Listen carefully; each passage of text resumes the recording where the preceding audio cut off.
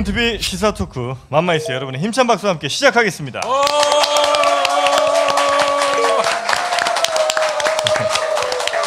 안녕하세요. 저는 정영진이고요. 네, 저는 최욱입니다. 네. 안녕하십니까, 김용민입니다. 반갑습니다. 네. 도쿄도 방사능에 오염됐다.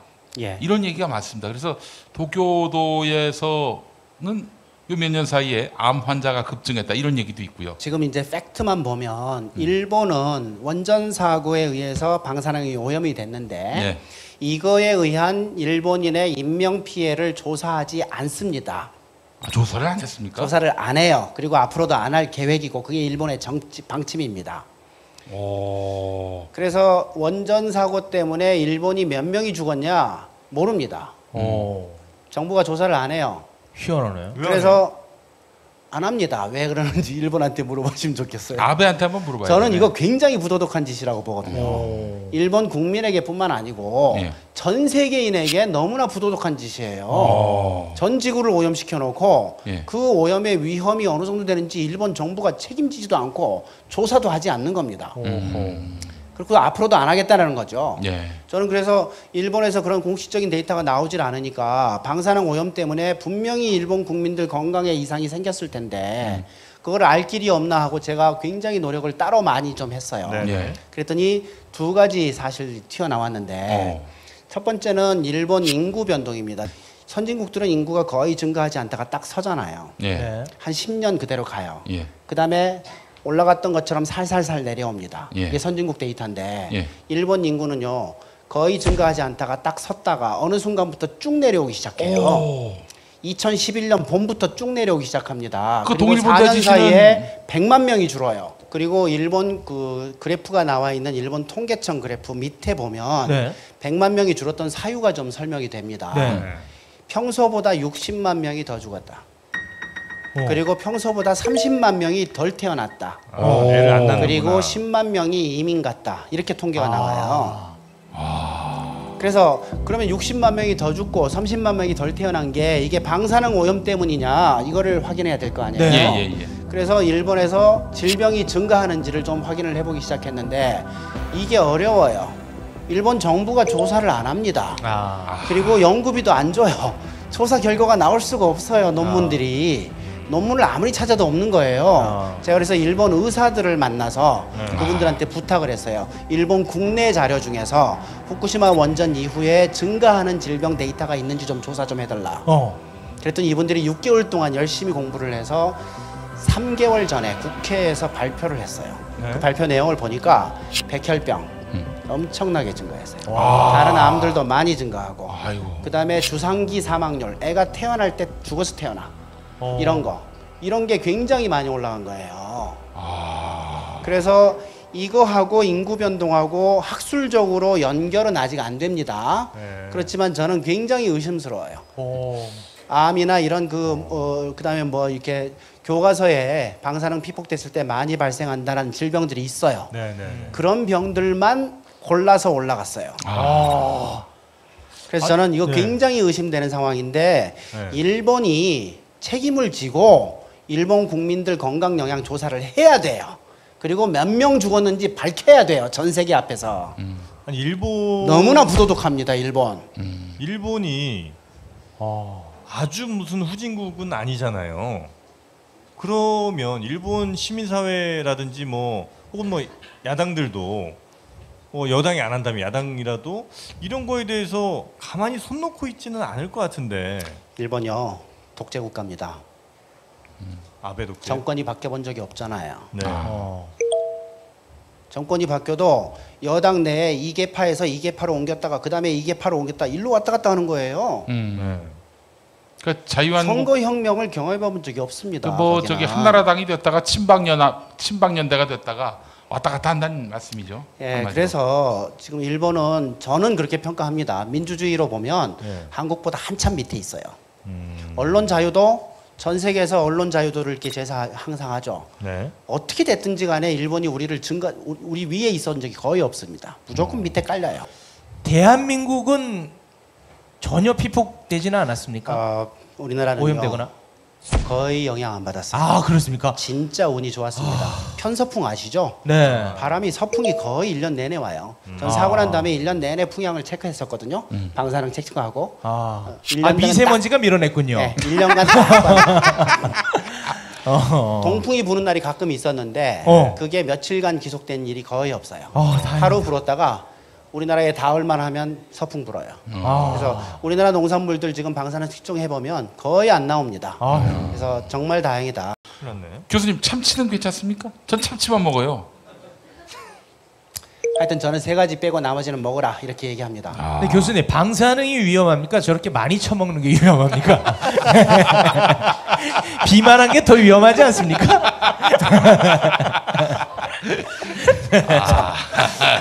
죄송합니다. 이건 정말 답을 제가 못하겠네요. 하여간 제가 이렇게 말이 탁 막히는 질문이에요. 제가 이렇게 여쭤보는 이유가 사실은 이제 우리 원전에 대한 경각심을 높이기 위해서입니다. 뭐 온갖 뭐 그런 저 기술적 용어가 나와봐야 사람들이 좀 마음이 잘 와닿지 않을 수가 있거든요. 교수님 이렇게도 한번 여쭤보겠습니다. 만약에 노후 원전에서 방사능이 누출됐다. 그러면 저는 뭐 그게 누출된 것도 큰 문제지만은 이게 국민들에게 제대로 제 시간에 이 사실이 공개될 수 있을지 또 제대로 된 대피 시스템이 가동될 수 있을지 이것도 굉장히 중요한 현실적인 문제라고 봅니다. 맞습니다. 그거는 뭐 저는 뭐 할 말이 없어요.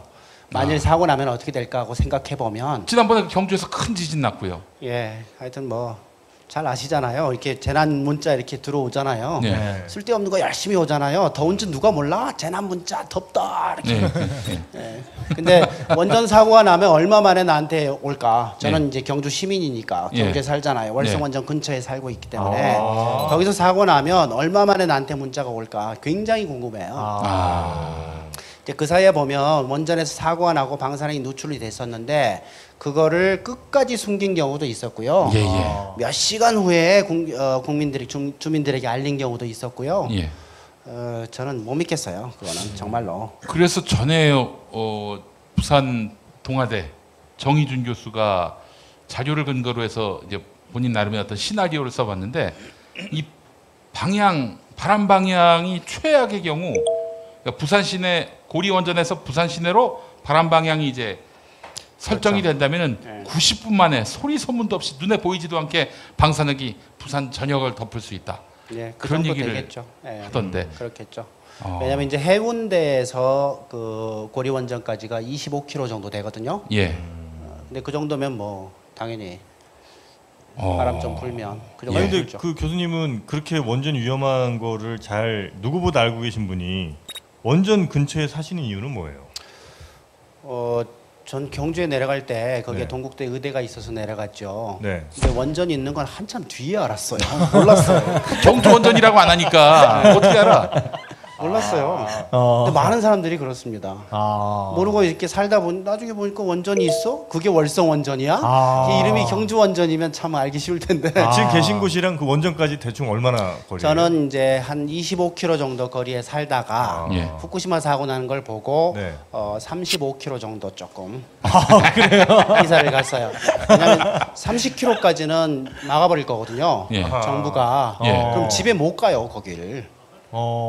그래서 사고가 나도 갈 수 있는 집으로 바꾸자 해서 이사를 갔어요. 그래서 저는 읍단위에 삽니다. 조금 멀리 이렇게 가려고. 진짜 오직 그것 때문에 이사 가신 거예요? 집값이 좀 싸기도 하고. 사고가 나면 30km까지 막아요? 그렇죠. 막죠. 막는다고 거기까지만 그 방사능이 누출될 거라고 볼 수는 없는 거 아니에요? 그런 건 아닙니다만 그래도 정부가 어느 정도 한도를 정하고 무한대 책임을 질 수는 없어요. 정부가 완전히 뭐 이렇게 다 거덜날 수는 없는 거니까. 그래서 정부 책임 한도를 이렇게 정해 놓은 겁니다. 그게 이제 20km에서 30km 이렇게 해놨는데 대개만 한 25km, 30km 그 지자체마다 좀 다릅니다만 그렇게 정해놨거든요. 체르노빌 같은 경우에는 30km 지금까지 30km 안에 못 들어가게 하죠. 후쿠시마도 그렇습니까? 후쿠시마는 처음에 20km 했다가 30km 했다가 그 다음에 살살살 줄이고 있어요. 근데 이 방제 구역을 넓히면 그만큼 정부 예산이 많이 들어갑니다. 정부가 책임을 많이 지는 거죠. 이걸 좁히면 정부 예산이 덜 들어갈 거 아니에요. 근데 일본은 소련만 못하다 이렇게 저는 보는 거예요. 소련은 지금도 30km까지 이 사람 안에 있던 사람들을 책임지고 밖에다가 내보내준 거죠. 근데 일본은 이게 돈이 너무 많이 드니까 이걸 자꾸 줄여요. 방제 구역을 계속 줄여요. 지금 또 줄이고 있는 중입니다. 그러니까 지금은 뭐 20km 안에까지 사람을 집어넣으려고 하고 있는 거죠. 그래서 지금 이제 피난 생활을 하고 있는 사람들 중에서 일본 정부가 돈이 너무 많이 든다. 지금부터 못 주겠다. 여기는 지금 다 이제 방사능 기준치 이하로 낮아졌으니까 집에 가서 살아라. 이렇게 얘기하는 거죠. 그럼 이 사람들은 오염된 자기 집에서 살기가 싫은 겁니다. 그렇죠. 그렇다고 정부가 집 살 돈을 주냐? 그런 것도 아니고. 그러니까 이제 굉장히 곤란한 그런 상황에서 지금 이런 일까지 있었다고 하더라고요. 제가 저 외신을 통해서 봤는데 후쿠시마가 고향인 사람들 있죠. 결혼식장에서 그야말로 배척을 당한다고 합니다. 예, 그 얘기를 후쿠시마를 떠나서 도쿄에 와서 살고 있는데도 고향이 후쿠시마란 이유만으로 그렇게 해서 이제 이게 고향이 저쪽이니까 뭐가 좀 오고 간 일이 있었겠구나. 그렇다면은 저 배우 작가는 뭔가 좀 건강이 안 좋을 것이다. 이런 억측과 오해 때문에 이게 새로운 또 지역 감정을 만들어낸단 말이죠. 그 얘기는 저도 이제 후쿠시마에서 직접 들었어요. 주민들한테. 근데 그건 정말 미개한 거죠. 예. 정말 미개한 겁니다. 우리나라에서 그럴까요? 저는 그런 걸 보면 일본이 우리보다 좀 못하다는 생각을 많이 해요. 예를 들어서 경주에서 원전 사고 났다. 그럼 나 같은 사람이 이렇게 오면 사람들이 피하고 그럴까요? 여기서 방사능 갈까봐? 피할 것 같은데. 쟤는 피합니다. 쟤는 피해요. 쟤는 피해요. 네. 그렇진 않아요. 우리를 믿지 마세요. 교수님 죄송합니다. 얘만 들었는데 피하고 싶었습니다. 저 35km거든요. 지금 우리는 안전하다고는 하지만은 뭐 농수산물이 지금 중국의 원전이 대거 중국 쪽으로 보자면은 동해, 우리 쪽으로 보자면 서해 이쪽에 밀집돼 있지 않습니까? 거기서 예를 들어 사고가 나면은 이거 어떻게 하는 겁니까? 한국 사고에 준한다 이렇게 봐야죠. 한국 사고에 준한다. 예. 한국에서 일어난 사고에 준한다. 어이구. 그렇게 봐야 됩니다. 이거 뭐 어떻게 누구를 탓할 수도 없고. 바람이 계속 그쪽으로 불잖아요. 아이고 어떡합니까? 그래서 중국 정말 걱정돼요. 전 세계에서 선진국들이 계속 손 빼잖아요. 계속 줄이고 있는 중인데 지금 한국, 중국, 인도가 짓고 있거든요. 근데 그 중에서 중국이 제일 많이 짓고 있는 겁니다. 큰일이네. 그래서 앞으로 지금 우리나라 20개 정도 지을 계획이었고 네. 중국 한 50개 지을 계획이었고 지금 짓고 있고 그리고 인도도 한 20개 정도 지을 계획이었거든요. 근데 선진국에서는 뭐 한 300개 정도 20년 내로 문을 닫을 거기 때문에 세계 원전 개수 앞으로 줄 겁니다만 그래서 지금 중국이 정말 걱정돼요.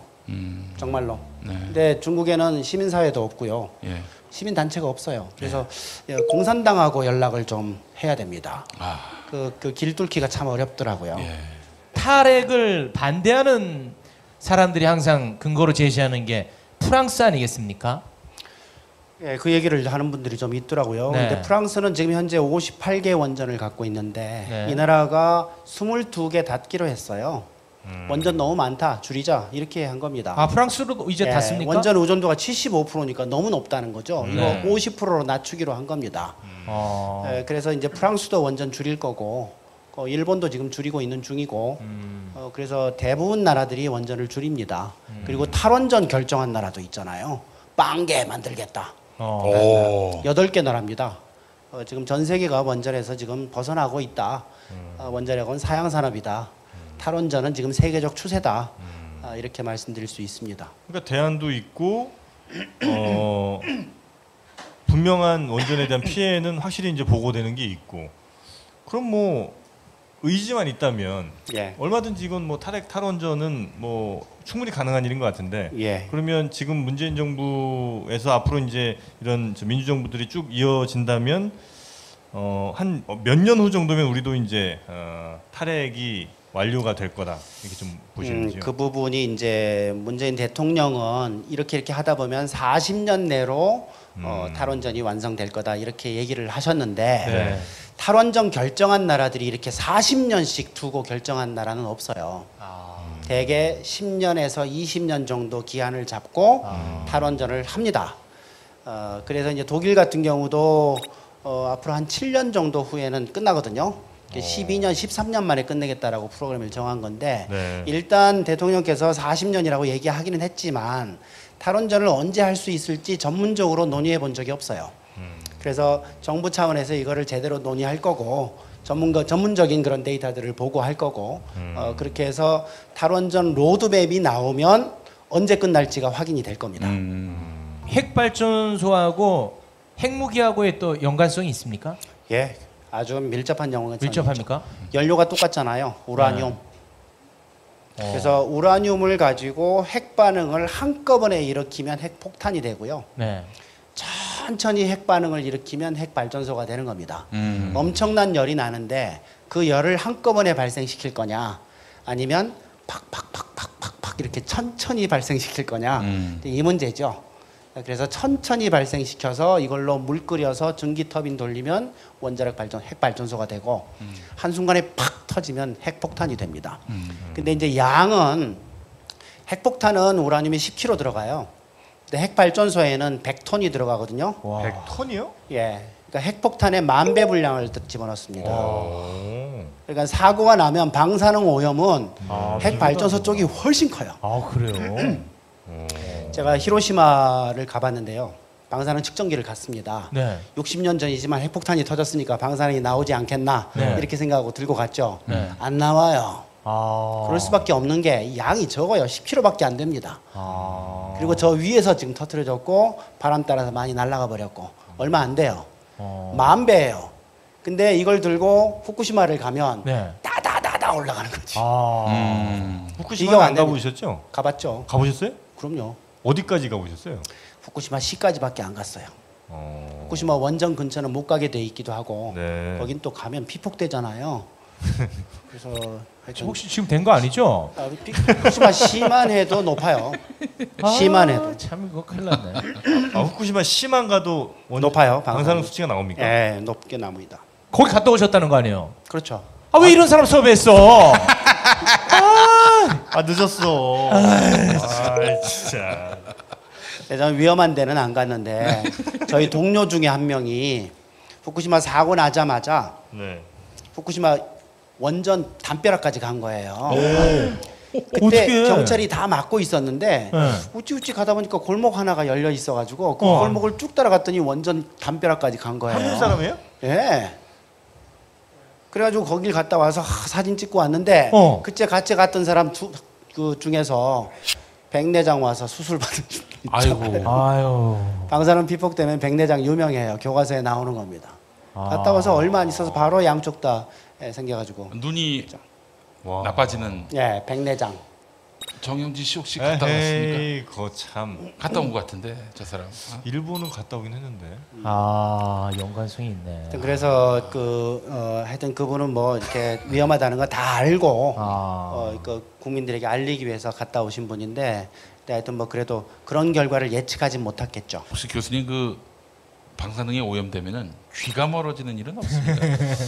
그거는 방사능 영향하고 직접 예, 영향을 제가 그런 것 같아서. 제가 귀에 살쪄서 그래 임마. 책에서 못 본 것 같아요. 아, 귓구멍에 살이 찌는 많이 쪘더라고 귀에.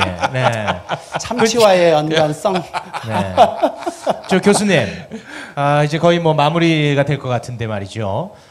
이제는 원전 이건 없어져야 된다는 것까지는 잘 알겠습니다. 그런데 이제 중요한 것은 그게 없어지면 전기료가 오르기 때문에 국민들이 거기에 대해서 약간 좀 반감을 가질 수도 있거든요. 전기료는 올라야 됩니다. 올라야 돼요? 예. 지금 우리나라 전기 요금이 너무 낮아요. 아까 말씀드린 것처럼 원자력 전기는요. 이 앞으로 들 돈들이 계산이 안 돼 있어요. 그래서 그거를 반영해서 전기 요금 올라가야 돼요. 그리고 지금 석탄이 많은데 예. 이것 때문에 미세먼지 많이 생기잖아요. 네. 그 비용이 거기에 들어가야 돼요. 그리고 석탄 화력 때문에 발생하는 미세먼지 환자들 책임져 줘야 되는 겁니다. 이게 예. 이제 사회적 비용이라는 건데 예. 그런 것들을 반영해서 제대로 된 값으로 해야 돼요. 우리나라 특히 산업용 전기요금이 굉장히 싸요. 네. 그래서 통계를 보면 충격적인데요. 가정용보다 선진국들 싸죠. 보면 네. 가정에서 절반, 기업에서 절반 이렇게 씁니다. 전기를. 근데 우리나라는 가정용이 15%밖에 안 돼요. 네. 산업용이 56%인가 이렇게 돼요. 네. 그다음에 일반 여기 지금 트는 것도 일반용일 겁니다. 이런 것들로 돼 있거든요. 근데 그 사이에 전기가 계속 수요가 증가했는데 한국만 증가했어요. 너무나 잘못된 겁니다. 전기요금이 낮으니까 외국에서 전기 많이 쓰는 그런 공장들이 한국에 들어와. 이게 들어오면 전기 왕창 쓰는 거예요. 싸니까. 네, 이런 식의 이제 문제가 발생하죠. 내가 뭐 어떤 기업을 뭐 이렇게 흉보고 싶진 않지만 전기로 용광로를 하고 있는 회사가 가능하단 말이에요. 포스코. 전기로 포스코. 용광로를. 그리고 전기로 바닷물을 끓여 그래서 소금을 만들어 이런 산업이 가능하다고요. 이거 생각해 보세요. 이 전기라는 건 제일 비싼 에너지입니다. 제일 고급 에너지예요. 석탄, 석유, 가스, 우라늄 가지고 불 질러서 물 끓여서 전기 터빈 돌려야 돼요. 이 열 에너지의 30%만 전기됩니다. 그러니까 다른 에너지보다 3배 이상 비싸야 되거든요. 근데 전기가 더 싸거든요. 이게 문제인 거예요. 그러면 그 비용, 나머지 비용은 누가 메꾸는 건데? 국민들 세금으로 메꾸거나 다음 세대가 메꾸거나 이래야 되는 겁니다. 예. 정당하지가 않아요. 그래서 전기요금은 올라야 되고 특히 산업용 전기요금 올라야 됩니다. 우리 국민들 집에서는요 누진세가 있기 때문에 다들 아껴 써요. 네. 다른 선진국에 비해서 훨씬 적게 씁니다. 우리 국민들 전체가. 예. 근데 산업용이 싸니까 산업 공장에서 엄청나게 지금 쓰고 있는 거고 이거 고쳐야 돼요. 그러니까 가정용은 뭐 더 올릴 거 없고 예, 산업용을 예, 확실하게 산업용을 올려야 한다. 올리고 그렇게 하고 원가 제대로 반영시키고 이렇게 해야 됩니다. 예.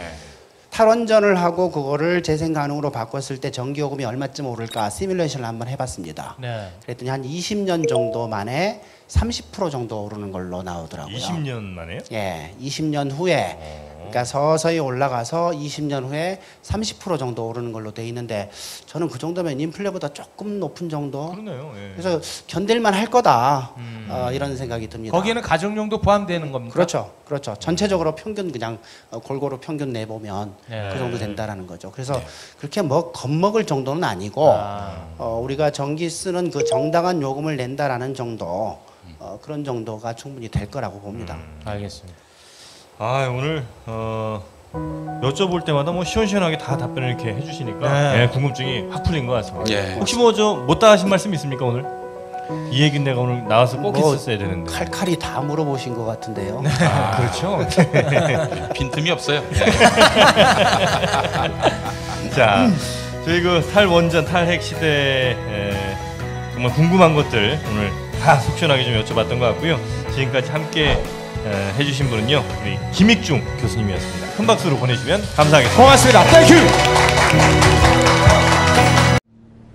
존경하는 보리스 존슨 총리님, 패트리시아 에스피노자 유엔 기후변화협약 사무총장님, 정상 여러분, 글래스고의 뜻갈나무 숲은 사람과 동식물이 어울려 사는 신화의 세계로 우리를 이끕니다. 자연은 오랫도록 우리를 기다려 주었습니다. 이제 우리가 자연을 위해 행동하고 사랑해야 할 때입니다. COP26이 그 출발점이 될 것입니다. 더 이상의 지구 온난화를 막고 기다려준 자연에게 응답하게 되길 바랍니다. 자연을 위해 사람과 사람, 나라와 나라가 먼저 손을 잡읍시다. 지구를 위해 더 일찍 행동하지 않았다는 후회를 남기지 않도록 합시다. 감사합니다.